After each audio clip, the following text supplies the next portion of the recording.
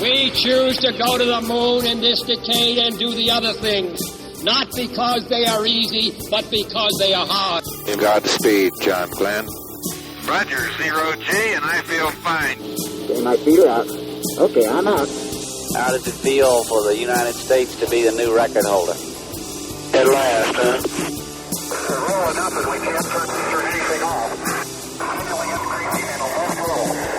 About 4 to 5 times more work than what we anticipated, and the pilot advisor is completely knocked over, nearly frozen over.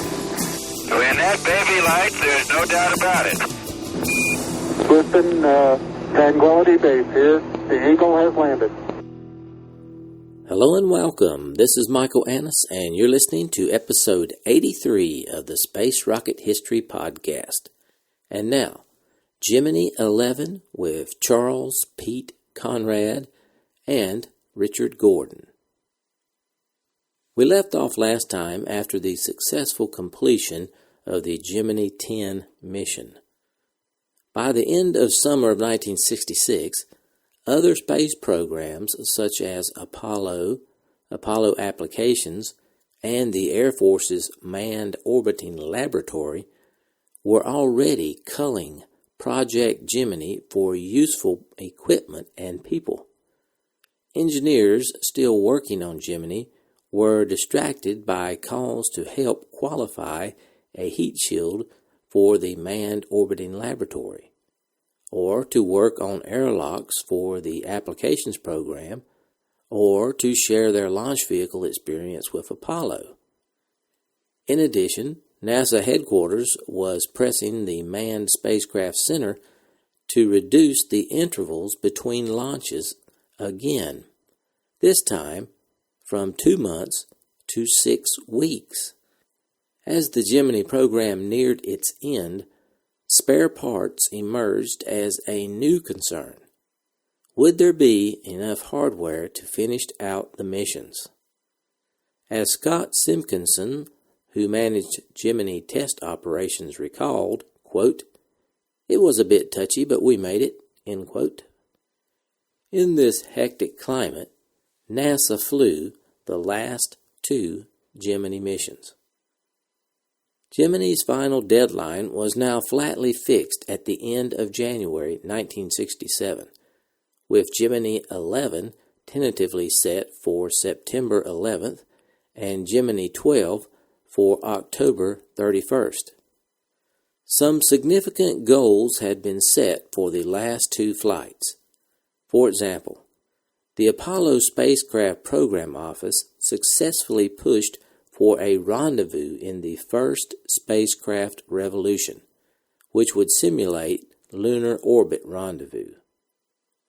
There was also interest in linking an Agena to a spacecraft by a tether and then spinning the combination to produce something like artificial gravity. One short-lived proposal, a rendezvous between Gemini 12 and an Apollo spacecraft, was ended after review by both program offices. Another idea, a flyby or rendezvous of a Gemini spacecraft with an orbital astronomical laboratory, also came to nothing. And finally, on the last mission, the Air Force still hoped to fly the Astronaut Maneuvering Unit, a task that Eugene Cernan had been forced to abandon on Gemini 9A. On March 21, 1966, Charles Conrad and Richard Gordon were named as the command pilot and pilot for Gemini 11. Neil Armstrong and William Anders were picked as alternates. You probably recall Pete Conrad from his Gemini 5 mission, where he and Gordon Cooper spent 8 days in orbit inside a Gemini capsule. Pete is easily recognizable by his distinctive gap between his front teeth. Pete's biography was covered in episode 63, so let's move on to Richard Gordon's brief biography. Richard Gordon was born on October 5, 1929 in Seattle, Washington. He graduated from North Kitsap High School in Poulsbo, Washington in 1947. Then he received a Bachelor of Science degree in chemistry from the University of Washington in 1951. He married the former Barbara J. Field of Seattle, Washington, and they had 2 daughters and 4 sons. Like many other astronauts, Gordon was a Boy Scout. He earned the rank of Star Scout. Gordon received his wings as a naval aviator in 1953. He then attended all-weather flight school and jet transitional training and was subsequently assigned to an all-fighter squadron at Jacksonville, Florida. In 1957, he attended the U.S. Naval Test Pilot School at Naval Air Station Patuxent River, Maryland, and served as a flight test pilot until 1960. During this tour of duty, he did flight test work on the F-8U Cruiser, F-11F Tiger, F-J Fury, and A-4D Skyhawk. He also served as the first project test pilot for the F-4H Phantom II. He served with Fighter Squadron VF-121 at the Naval Air Station Miramar, California, as a flight instructor in the F-4H and participated in the introduction of that aircraft to the Atlantic and Pacific fleets. He was also Flight Safety Officer, Assistant Operations Officer, and Ground Training Officer for Fighter Squadron VF-96 at Miramar. In 1961, he won the Bendix Trophy race from Los Angeles to New York City, in which he established a new speed record of 869.74 miles per hour and a transcontinental speed record of 2 hours and 47 minutes. He was also a student at the U.S. Naval Postgraduate School at Monterey, California. He logged more than 4,500 hours flight time, 3,500 hours in jet aircraft. Gordon was one of the third group of astronauts selected by NASA in October 1963. He had been a finalist for the second group in 1962. Gordon served as backup pilot for the Gemini 8 flight, and in September 1966 he made his first space flight as the pilot of Gemini 11 alongside Pete Conrad. Gordon was already good friends with Conrad, who had been his roommate on the carrier USS Ranger. Now let's move on to the mission planning for Gemini 11. When Pete Conrad was training in mid-1965 as pilot for Gemini 5, he learned of a plan to fly Gemini around the Moon in a mission called Large Earth Orbit, or LEO. The concept, in one form or another, had recurred sporadically, only to be shot down ever since Gemini's first year. But Large Earth Orbit raised interest all the way from MSC to Congress. But NASA's top leaders, James Webb and Robert Siemens, did not agree with the Large Earth Orbit plan. They argued that Apollo did not need a competitor, and if Congress wanted to appropriate additional funds, Webb said it would be better to spend them on the program that was designed to go to the Moon, which was Apollo. Conrad was much taken with the notion of a Gemini trip around the Moon. Even after Webb dismissed the scheme, he still wanted to take Gemini as far as it would go. When he was named as command pilot, he recalled, "It didn't look like a high-altitude flight was ever going to get done on Gemini. Conrad saw a heaven-sent opportunity to resurrect the idea when he calculated that he could save some of Agena's fuel to power a high ride. He began a small crusade to convince NASA management that there were good reasons for going really high. Although the Weather Bureau had satellites flying at very high altitudes, their television pictures of cloud formations had poor resolution. Moreover, the Bureau had been debating the use of a color system. Conrad argued that Gemini 11 could bring back films to help them decide its worth. It was, in fact, to the experimenters that he first turned in his campaign to fly high, asking which experiments might be helped and which degraded by higher altitudes. He learned that Maurice Shapiro of the Naval Research Laboratory was concerned that radiation particles from the Van Allen belts might affect his nuclear emulsion experiment at the higher orbit.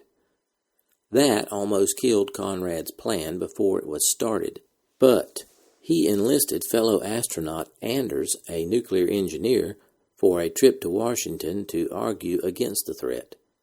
After Anders got friends at Goddard Space Flight Center to look into the radiation belt hazards and to devise ways of avoiding them, the high apogee excursion soon became part of Gemini 11. Another idea that flourished briefly during 1965 was a possible rendezvous with a Pegasus satellite that was first considered for Gemini 6, then for Gemini 8. But when extravehicular activity was canceled on Geminis 5 through 7, the planners realized that the rendezvous with a satellite experience would be too limited and risk too great to have an astronaut approach a satellite in space. The Gemini Project Office decided in January 1966 that there would be no rendezvous with a satellite. Another unique objective for Gemini 11 was called First Orbit Rendezvous.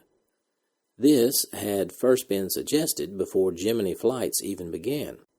It was proposed by Richard R. Carley of the Gemini Project Office.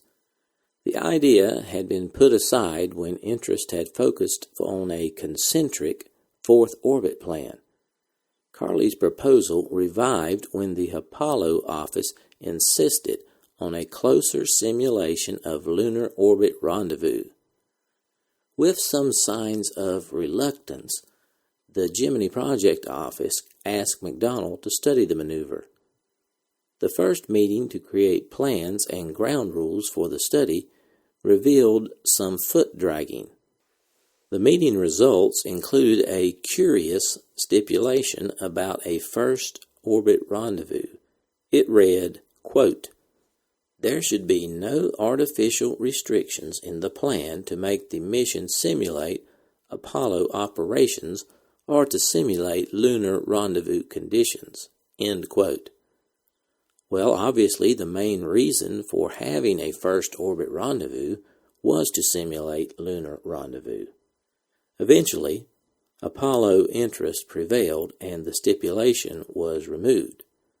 There would, in fact, be an attempt at rendezvous in the first orbit for Gemini 11. Another idea was to create artificial gravity in space. Although ideas for achieving artificial gravity in space preceded real manned spaceflight by many decades, Gemini offered the first chance to turn scientific fiction into fact. Half the program had passed, however, before NASA got around to planning tethered vehicle flights. The Gemini Project Office first asked the Engineering and Development Directive to study the problems involved in tying the Gemini spacecraft to either the Agena or the Pegasus satellite. Its backlog of Apollo work forced the Directorate to decline its aid in view of the extensive simulation required. Appeals to flight operations were more fruitful, however, leading to a number of tethered simulations, the data from which was duly passed along to McDonald. The idea was to attach one end of the tether to the Gemini capsule and the other end to the Agena. The tether would then be stretched out to its full length. With the tether tight, the Gemini capsule would apply thrust to begin rotation around the center of the tether. McDonald Guidance and Control Group found that nylon or Dacron tethers no longer than 50 meters and a spin rate no more than 10 degrees per second produced a reasonable amount of cable tension, and recommended that the pilots practice spinning on a vehicle simulator to learn how best to conserve fuel. When NASA planners listed tethered flight as a mission objective, they first thought of it as a way of evaluating the tether as an aid to station keeping. But it might also be a means of inducing some degree of artificial gravity. The minimum spin rate depended upon whether the tether activity was intended primarily for formation flying or for achieving gravity. NASA decided to try for both, although it would settle for an economical and feasible method of long-term unattended station keeping, and chose a 36-meter Dacron line. The Gemini Mission Review Board reviewed all the new activities in depth, especially the first orbit rendezvous, which might be a heavy fuel user. Young and Collins had expended so much fuel in the Gemini 10 rendezvous that the board was dubious about trying a first orbit link-up that was largely computed on board with an Agena target. But Flight Director Glenn Lunny assured the group that Mission Control could give the crew backup data on orbital insertion and on the accuracy of their first maneuver. The network would have plenty of information to help them begin the terminal phase of rendezvous. The board concluded that if the rendezvous used only half the fuel supply, about 187 kilograms, there would be ample for the rest of the mission. Some skeptics remained.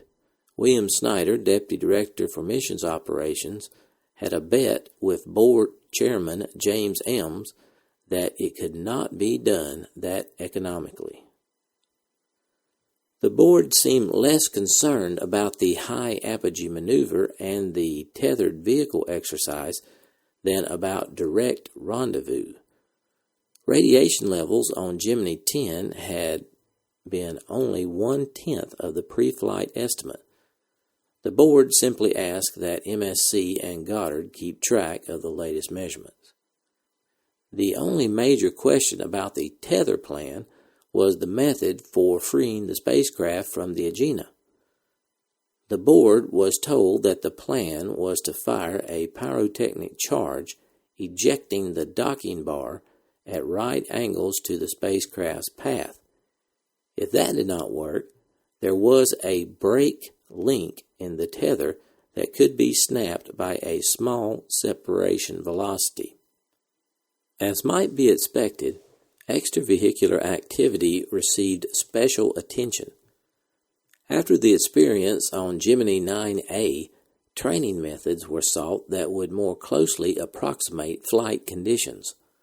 One likely approach simulated zero-G by putting a space-suited astronaut underwater, where buoyancy almost balanced weight, and leaving him to cope with the mass and inertia, just as he would have to in space. Despite the degree of EVA success that Collins had in Gemini 10, work on this idea went ahead. There were certainly many misgivings at MSC that the underwater neutral buoyancy idea would work, but astronaut Gene Cernan, who checked out the method at Gilruth's request, found that moving about underwater in a pressure suit closely matched his efforts in space. These findings, however, were not impressed upon Gordon in his training for Gemini 11. More was needed than a better training medium. Both experiments and body position aids had to be improved. Hardware changes included handholds on the target vehicle docking cone, a shorter umbilical cord, and better foot restraints in the spacecraft adapter. The handholds were simple to design and install. Both Collins and Young had complained about the 15-meter snake that had entangled Collins. They suggested its length be cut to 9 meters, and the Gemini Project Office agreed. Developing better foot restraints took a little more time. McDonnell was working on two kinds, a spring clamp like those on a ski and a buckle type. NASA chose the latter, which were nicknamed the Golden Slippers. Moving on to the experiments. 12 experiments were included in the Gemini 11 flight plan. 9 were scientific, the other 3 technological. 2 of the science experiments, S-29, Earth-Moon Libration Region Photography, and S-30, Dim Light Photography, were new to Gemini. The other 7 science experiments, which included weather, terrain, and airglow horizontal photography, radiation and zero-G effects, ion wake measurement, nuclear emulsion, and the ultraviolet astronomical camera, had been assigned to previous missions. The 3 technological experiments, which were mass determination, night image intensification, and power tool evaluation, had also been assigned to previous Gemini missions. The Gemini Mission Review Board concluded that the experiments fitted properly into the Gemini 11 workload, and by August 25th, MSC was able to report that all experiments were ready for flight. Now let's move on to the launch. As with previous Gemini missions, the Atlas Agena target vehicle would be launched first, and then Gemini 11 would be launched to chase it down. Before the end of July, launch preparations were underway in Florida. On August 11th, NASA decided that the flight would be launched on or about September 9th, which was only 2 days after the target date set, more than 3 months earlier. The countdown to launch began on schedule on September 9th, 1966, but it did not finish that way. After the Titan booster was fueled, the launch crew detected a pinhole leak in the first stage oxidizer tank, which had to be fixed. Technicians used a sodium silicate solution and an aluminum patch to plug the leak, and Mission Director Snyder reset the launch for September 10th. Unfortunately, trouble for the second scheduled launch cropped up in a different area and much later in the countdown. Conrad and Gordon had completed the required rituals and were headed toward Pad 19 and their spacecraft when they heard that the Atlas Agena, which was only 1,800 meters away, was having a problem with its autopilot. The General Dynamics test conductor called a hold in the countdown to have this suddenly wayward instrument checked. His engineers told him that they were receiving faulty readings and were running checks before deciding whether to replace the part. When the delay had stretched to an hour, Snyder postponed the launch for 2 more days. The problem was caused by a combination of factors: a fluttering valve, unusually high winds, and a too sensitive telemetry recorder, none of which required replacement of the autopilot. There would be no further delays.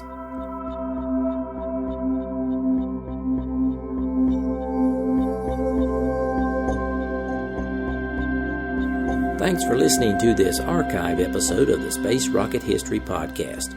If you are financially able, please support the podcast by going to the homepage, spacerockethistory.com, and clicking on the orange donate button or the Patreon link. Thanks.